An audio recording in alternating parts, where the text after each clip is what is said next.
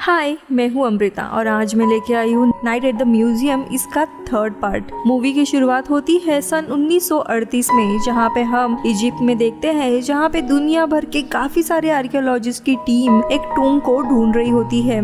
यहाँ पे अब रेत का तूफान आने वाला था, इसीलिए आर्कियोलॉजिस्ट का जो लीडर होता है वो अपने बेटे को गाड़ी में जाकर बैठने के लिए कहता है। जब उसका बेटा गाड़ी की तरफ जा रहा होता है तब वो एक खड्डे में गिर जाता है और नीचे चला जाता है। अब वहाँ पे काफी सारे लोग उसे बचाने के लिए अंदर जाते हैं और उन्हें पता चलता है कि ये तो वही टूम है जिसे सारे लोग इतने टाइम से ढूंढ रहे हैं। हम देखते हैं टूम के अंदर काफी सारे ममीज होते हैं और वहाँ पे उन्हें एक गोल्डन टैबलेट भी मिलता है जो कि काफी जादुई था। अब यहाँ पे आर्कियोलॉजिस्ट की जो टीम होती है वो ये सारी चीजें निकालने के लिए लग जाती है, लेकिन तभी वहाँ पे एक बुजुर्ग रहने वाला इन्हें कहता है कि जो मैजिकल टैबलेट है उसे अपने साथ मत लेके जाओ, ये सारी चीजें जादुई है और अगर तुमने इनके साथ छेड़खानी की तो तुम सबका अंत हो जाएगा। लेकिन आर्कियोलॉजिस्ट के लोग उसकी बात नहीं सुनते और गोल्डन मैजिकल टैबलेट को निकाल लेते हैं। अब कहानी 76 साल के बाद यानी प्रेजेंट में आती है, जहाँ पे हम लैरी को देखते हैं जो अभी भी म्यूजियम में काम कर रहा था।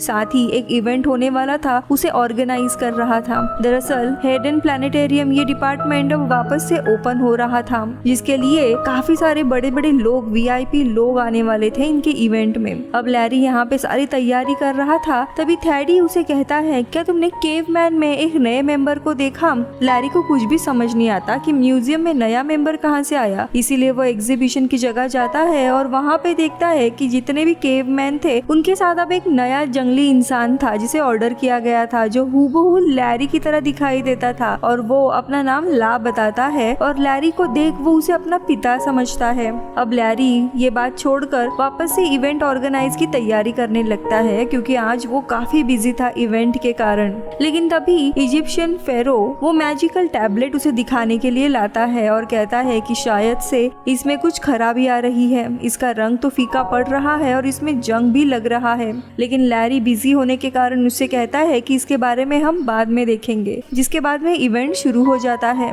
लेकिन प्रोग्राम के दौरान ही हम देखते हैं जो मैजिकल टैबलेट में जंग आ गई थी वो अचानक से बढ़ने लगती है और तभी दूसरी जगह पे जहाँ पे प्रोग्राम चल रहा था वहाँ पे भी सारी चीजें अजीब होने लगती है, सब लोग अजीब सा बर्ताव करने लगते हैं। थैडी तो सीधा गन निकालता है और लैरी के ऊपर ही पॉइंट करता है, लेकिन लैरी कहता है कि तुम मुझे क्यों मार रहे हो, मैं तुम्हारा दोस्त हूँ। लेकिन थैडी पूरी तरीके से भूल गया था लैरी कौन है।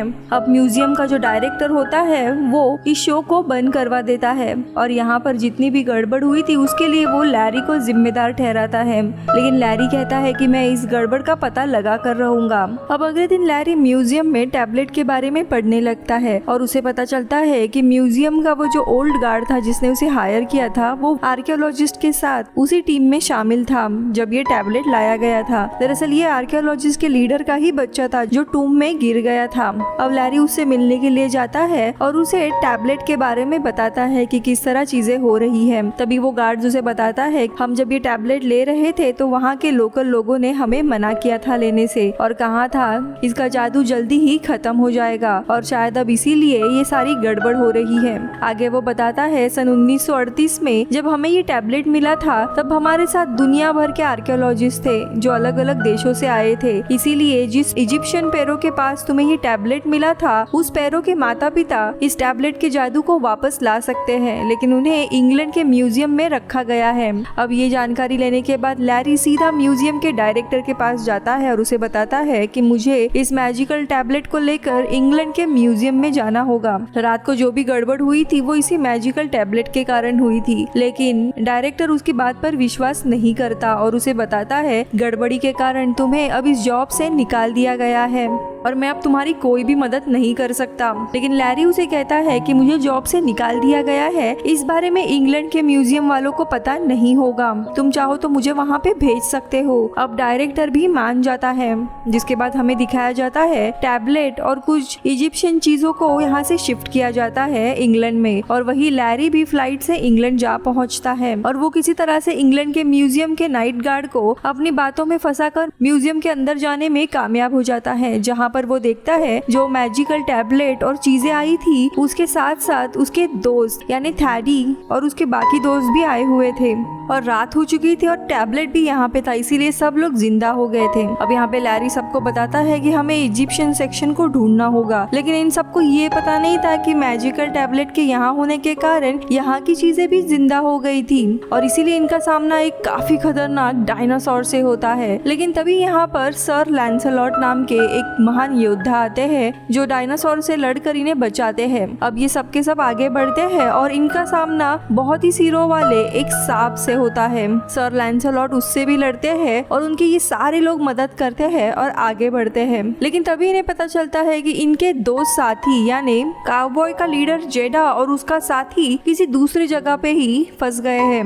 ये अपने साथियों को ढूंढने की कोशिश करते हैं, लेकिन तभी मैजिकल टैबलेट के खराब होने के कारण उसका असर इन सब पे होना शुरू होता है, जिस वजह से थैडी का एक हाथ वापस से मॉम का बन जाता है और बाकी साथियों की याददाश्त भी कमजोर होना शुरू हो जाता है। इसीलिए ये लोग आगे बढ़ते हैं और जेडा और उसके साथी को ढूंढने के लिए ये लोग अपने मंकी को भेज देते हैं। यहाँ पे जेडा और उसका दोस्त एक लावा में गिरने वाले होते हैं, लेकिन मंकी उन्हें सही समय पे ढूंढ लेता है और लावा में गिरने से उन्हें बचा लेता है। तो यहाँ दूसरी जगह पे लैरी और बाकी के सारे साथी इजिप्शियन मम्मी के चेम्बर तक पहुँच जाते हैं, जहाँ पर फेरो के माता पिता से ये लोग मिलते हैं और वो लैरी को बताते हैं कि ये जो मैजिकल टैबलेट है उसे शक्ति चांद के रोशनी से ही मिलती है और अगर इसे चांद की रोशनी नहीं मिली तो ये खराब हो जाएगा और एक बार खराब हो गया तब इसे कोई भी ठीक नहीं कर पाएगा। लेकिन तभी यहाँ पर जो सर लैंसलॉट होते हैं योद्धा, वो इस टैबलेट को अपना होली ग्रिल समझने लगते हैं। इसके जरिए वो अपना कासल ढूंढ सकते थे और इसीलिए वो उस मैजिकल टैबलेट को इनसे छीन कर वहाँ से भाग जाता है। अब लैरी टैबलेट को लेने के लिए उसके पीछे जाता है, पर यहाँ पर जो नाइट गार्ड होती है वो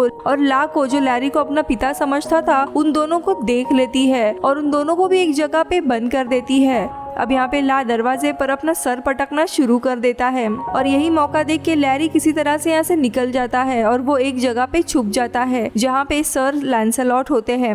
यहाँ पे एक म्यूजिकल प्रोग्राम चल रहा होता है जहाँ पर एक लड़की परफॉर्म कर रही होती है। लैंसलॉट को लगता है कि ये उसकी गर्लफ्रेंड है और वो उसके पास जाता है, पर वो लड़की उसे बताती है कि वो सिर्फ एक एक्ट्रेस है जो इस प्ले में काम कर रही है। सर लैंसलॉट यहाँ पर लैरी और उसके साथियों को देख लेता है और इसीलिए वो यहाँ से भागकर छत पर चला जाता है। लैरी और उसके साथी भी सर लैंसलॉट का पीछा करते हैं, लेकिन तब हम देखते हैं कि वो मैजिकल टैबलेट लगभग पूरी तरीके से खराब हो चुका है, जिस वजह से लैरी के साथी जमकर ऊपर से गिरना शुरू हो जाते हैं। अब लैरी सर लैंसलॉट के पास पहुंचकर उन्हें समझाने की कोशिश करता है कि आप असली नहीं हो, आप एक पुतले हो मॉम के बने हुए और इस टैबलेट के वजह से ही आप जिंदा हुए हो।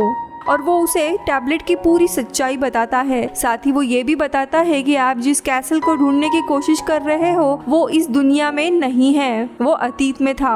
अब यहाँ पे सर लैंसलॉट को भी एहसास होता है कि लैरी सब कुछ सच बता रहा है, इसीलिए वो लैरी को वो टैबलेट वापस कर देते हैं। अब यहाँ पे लैरी उस टैबलेट को लेता है और चांद की तरफ ऊपर कर देता है, जिससे वो दोबारा से चार्ज हो जाता है और एक बार फिर से उसका रंग गोल्डन का यानी सुनहरा हो जाता है, यानी कि वो पूरी तरीके से ठीक हो चुका था। टैबलेट के ठीक होने के बाद लैरी के जितने भी साथी जो जमकर ऊपर से नीचे गिर गए थे वो सब पहले की तरह बिल्कुल ठीक हो जाते हैं। और अब यहाँ पर लैरी के अमेरिका के म्यूजियम के जितने भी साथी होते हैं वो सब के सब तय करते हैं कि टैबलेट और फेरो यही इंग्लैंड के म्यूजियम में रहेंगे। लेकिन तभी लैरी कहता है कि अगर हमने ऐसा किया तो तुम में से कोई भी कभी भी दोबारा जिंदा नहीं हो सकता, क्योंकि ये लोग तो वापस न्यूयॉर्क के म्यूजियम में जाएंगे। लेकिन ये सब अपने इस फैसले से खुश होते हैं क्योंकि फेरो को उसका परिवार यहाँ पे वापस मिल गया था। जिसके बाद फिर फेरो लैरी को और अपने साथियों को शुक्रिया कहता है। अब लैरी और उसके साथी फ्लाइट पकड़कर रात को वापस अमेरिका आ जाते हैं, जहाँ पर लैरी सुबह होने से पहले अपने म्यूजियम के साथियों के साथ कुछ आखिरी पल बिताता है। यहाँ पर लैरी काफी उदास होता है कि वो अपने दोस्तों से वापस कभी भी नहीं मिलेगा। लेकिन तभी थैडी यहाँ पर लैरी को समझाते हुए कुछ सुंदर शब्द कहते हैं। वो कहते हैं, smile my boy, it's sunrise. जिसके बाद सूरज की पहली रोशनी आती है और सब लोग मोम के पुतले बन जाते हैं और लैरी यहाँ से निकल जाता है। जिसके बाद 3 साल बीत जाते हैं। लैरी अब स्कूल टीचर है और जो म्यूजियम का डायरेक्टर था उसे जॉब से निकाल दिया गया था, लेकिन अब उसे जॉब वापस मिल गई थी। और एक दिन इंग्लैंड के म्यूजियम में वही फीमेल गार्ड जिसे अब टैबलेट की सच्चाई पता है, वो अमेरिका के म्यूजियम में आती है और लैरी के और म्यूजियम के डायरेक्टर को बताती है कि लैरी ने जो भी कुछ उसे कहा था वो सब कुछ सच है। दरअसल टैबलेट के अंदर ही वो मैजिकल पावर है जो रात को यहाँ म्यूजियम में सारी चीजों को जिंदा करती है और अब वो उसे टैबलेट वापस दे देती है। और रात को हमें दिखाया जाता है कि म्यूजियम में एक बार फिर से सब लोग दोबारा जिंदा हो चुके थे और रात को सब म्यूजियम के अंदर पार्टी कर रहे थे। तो वही लैरी सड़क के दूसरी तरफ सब कुछ देख रहा होता है और उसके चेहरे पे मुस्कुराहट होती है और इसी के साथ मूवी खत्म होती है। इस मूवी में थैडी का रोल जिन्होंने किया था यानी रॉबिन विल्सन, ये इनकी आखिरी मूवी है जिसके बाद वो इस दुनिया से चले गए थे। वो हॉलीवुड के काफी कामयाब और लेजेंडरी एक्टर थे जिन्होंने हमारे बचपन को काफी सुंदर बनाया था, लेकिन उनके निजी जिंदगी में कुछ प्रॉब्लम होने के कारण उन्होंने खुद से ही इस दुनिया को छोड़ दिया था। आई होप आपको ये मूवी अच्छी लगी होगी। मैं मिलूंगी अगले वीडियो में। Bye bye.